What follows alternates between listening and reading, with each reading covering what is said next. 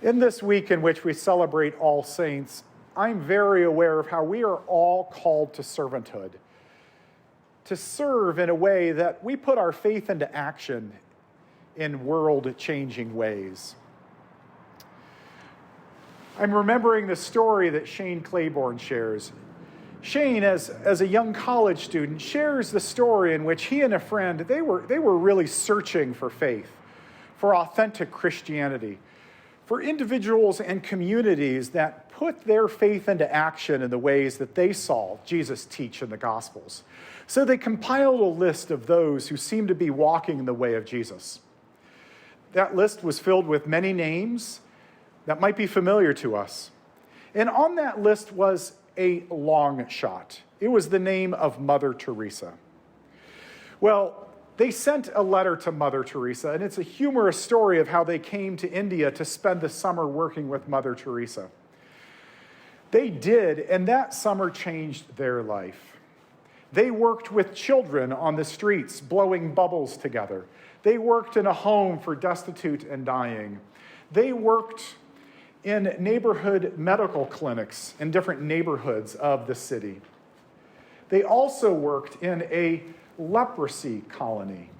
This was a long-standing mission of Mother Teresa and the Missionaries of Charity. And Claiborne shares how that site made such an impact on his life, particularly one afternoon. One afternoon, the doctor had to leave early.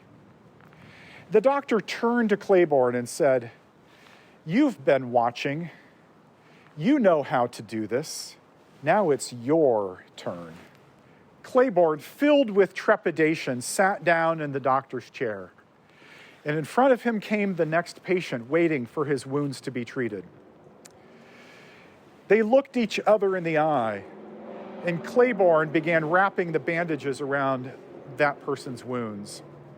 When he was done, they looked each other in the eye again, and that person shared a word sacred in India that Claiborne had come to love and cherish. The word is namaste. And then he said, Jesus. At that moment, Claiborne realized that he had come to the threshold of his quest. He had gone to India in search of Christianity, and he had found Christ. Claiborne writes, "I did see Christ in Mother Teresa, but I also found Christ in the lepers, the children, the destitute, and the workers. And I began to recognize that Christ lives in me."